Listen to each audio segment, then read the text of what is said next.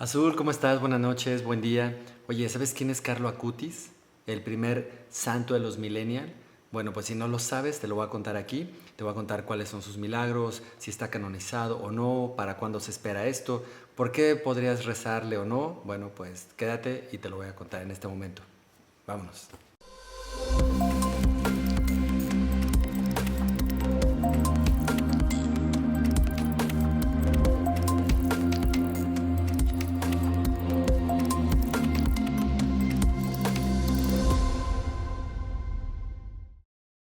Hola, ¿cómo están? Azulado día, azulada noche, espero que estén muy bien. Oigan, pues vámonos de lleno con la historia de Carlo Acutis, el primer santo millennial. Pues resulta que él nace en Londres en 1991 y después su familia se traslada a vivir a Milán, Italia. Él fallece el 12 de octubre del 2006 a la edad de 15 años, desgraciadamente por una leucemia. El primer milagro que la iglesia tiene registrado de él sucede el 12 de octubre del 2010.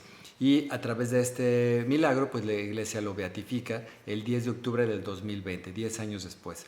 Pero sucede un segundo milagro el 8 de julio del 2022 y ya con esto la iglesia pues lo tiene en miras de canonizarlo, es decir, de que sea un santo formal de la iglesia católica. Bueno, pues te voy a contar. El primer milagro fue reportado por el Consejo Médico de la Congregación para las Causas de los Santos y es una institución dedicada a dar seguimiento a los supuestos milagros para la Iglesia Católica. Entonces no es así como que tú vayas por cualquier lado y digas, oye, pues yo tengo un milagro o yo me curé de esto y fue mágico y por lo tanto a tal persona que le recé debe ser santo. No, o sea, realmente pasa por un proceso muy importante que hace este Consejo Médico de la Iglesia Católica. Este caso fue reportado en primera instancia por el padre Marcelo Tenorio. Él es padre o párroco de la iglesia Nuestra Señora Aparecida en nuestra parroquia de Campo Grande, en Mato Grosso del Sur.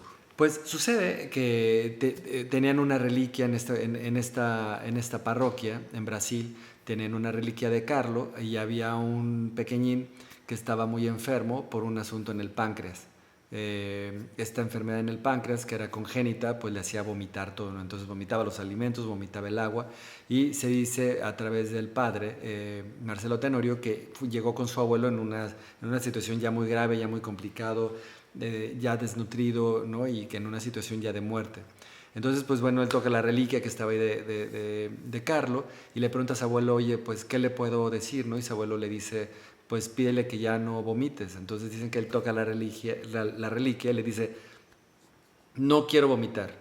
Y reportan que así sucedió. Dejó de vomitar el niño, tanto así que en febrero del 2011 la familia de este pequeñín brasileño pues mandó a hacer unos estudios para conocer la situación real del organismo del niño y pues resulta que estaba curado, no había nada. Y con este caso bien documentado por este Consejo de Médicos de la Iglesia Católica, pues viene entonces la beatificación, ¿no? Entonces, el 10 de octubre del 2020, y esta ceremonia se celebró en la Basílica de San Francisco de Asís por el cardenal Agostino Ballini, quien es delegado del Papa Francisco. Segundo milagro. El segundo milagro está documentado en el año 2022. Bueno, ahí sucede en otro lugar, ¿no? Sucede en Florencia, Italia, y ahí es el caso de Valeria Valverde, quien en un trágico accidente de bicicleta ella cae y tiene un traumatismo cráneoencefálico. Inclusive la situación fue tan grave que tuvieron que hacer una operación, cortar un poco de hueso del lado occipital derecho del cráneo para poder bajar la presión arterial y de sangre que estaba sucediendo en el cerebro de ella debido a la hemorragia que sucedió, ¿no? Esto que acabo de contarles sucede el 2 de julio del 2022.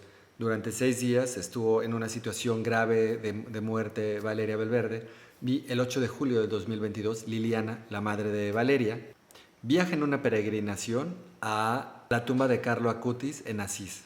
Ella llega a la tumba de Carlo Acutis y pues también hace su petición, hace una oración, deja una carta en la tumba y ese mismo día le marcan del hospital diciéndoles que Valeria Valverde estaba teniendo una recuperación. Para empezar, que empezó a respirar por sí misma y en los siguientes 10 días después del 8 de julio, siguió evolucionando Valeria. Evoluciones que estaban fuera de toda lógica, estaban fuera de cualquier raciocinio, estaban fuera del entendimiento médico. Los médicos estaban muy asombrados de cómo Valeria pues estaba mejorando, ¿no? Entonces, por ejemplo, empezó a volver a moverse, empezó a volver a hablar en los siguientes 10 días.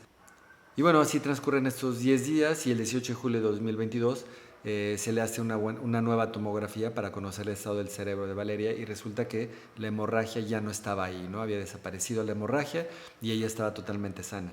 Valeria misma, el 2 de septiembre, viaja con su familia y ella en su propio pie va a la tumba de Carlo Acutis en Asís para ella dar las gracias del milagro que había acontecido en su vida.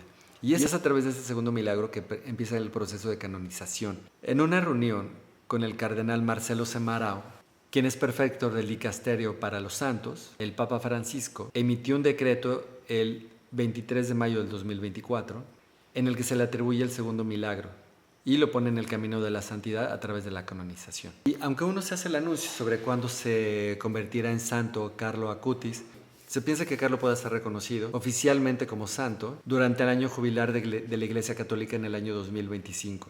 Como parte del proceso de beatificación, el cuerpo tuvo que ser exhumado para hacerle un proceso ahí búsquenlo, un tanto raro, me lo pareció a mí. Y pues ahí hubo mucha confusión en las redes sociales porque mucha gente empezó a comentar debido a las fotos que aparecieron que el cuerpo de Carlo estaba incorrupto. Eso significa incorrupto que no había pasado por un proceso grave de descomposición y que el cuerpo estaba pues en muy buenas condiciones, ¿no? Cuando esto no es cierto. Lo único que sucedió fue que exhumaron el cuerpo para poder extraer el corazón de Carlo. El cuerpo estaba en las condiciones que se debían de esperar de un cuerpo que está en descomposición. Lo que se hizo fue hacer una composición, una recomposición de su piel, de sus maxilares, de sus pómulos para poder reconstruirlo y poderlo presentar en la iglesia. De hecho, sobre este tema les voy a leer exactamente lo que se dijo. Dice así: en una nota difundida ese mismo día por la diócesis de Assisi, Nocera, Umbra, Gualdo Tadino, el obispo Domenico Serrantino, señaló que las noticias que circulaban en torno a las reliquias del beato Carlo Acutis no correspondían y no respondían a la verdad al decir que el cuerpo haya sido encontrado incorrupto. Entonces lo que acotó la Iglesia Católica fue que el cuerpo fue encontrado íntegro, no incorrupto, a lo cual se referían que se había encontrado íntegro en que estaba completo, no le faltaba nada, estaba íntegro, completo, pero incorrupto no, sí había pasado por un proceso ya de descomposición. Entonces ya no. Pues bueno, ¿cómo ves? ¿Qué tal? ¿Qué opinas?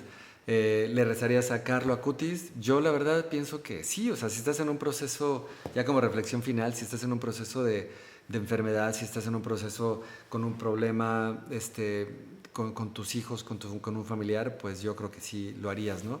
Y por otro lado, pienso yo que es muy importante acotar que, a ver, hay muchísimos canales con información sobre pues demonios, muchas cosas paranormales, muchas cosas que nos causan temor, etcétera.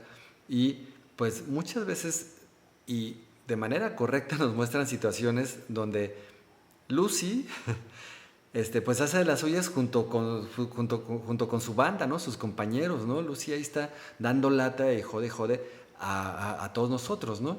Pues lo mismo acá en el tema de los santos, ¿no? Yo creo que Dios y Padre sí hace muchísimo, pero pues también hay otros pues entidades, otros seres, otros protectores que nos acompañan, nos cuidan, nos protegen en nombre de, claro, Padre, no es que sean ellos. Y esto simplemente lo acoto porque pues hay diferencias entre el mundo conceptuales, entre el mundo católico y cristiano sobre quién es santo y quién es no. Pero no me desagrada a mí la idea, la verdad, de pensar que pues hay más personas que nos pueden ayudar, hay más personas que en nombre de Dios nos pueden ayudar, como por ejemplo Carlo Acutis.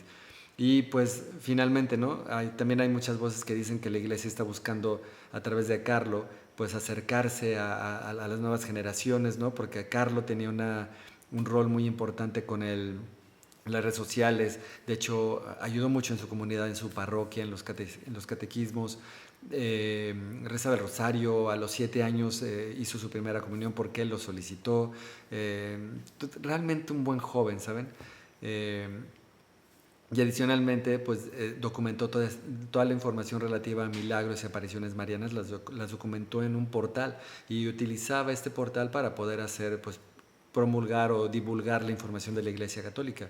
Entonces, pues la Iglesia, obviamente, y hay muchas voces que están diciendo que la Iglesia busca acercarse a las nuevas generaciones con un perfil como el que ahora les platico de Carlo Acutis. Yo la verdad pienso que, pues sí, puede ser que estén buscando un nuevo portavoz que sea afín a las nuevas generaciones, pero igual, pienso que sigue siendo política. Al final de cuentas, si estos casos de estos milagros sucedieron y estoy pasando por una situación compleja, vas y le rezas, ¿no? Básicamente. Bueno, pues, él es Carlos Acutis. Espero que tengan una sola día, sola noche.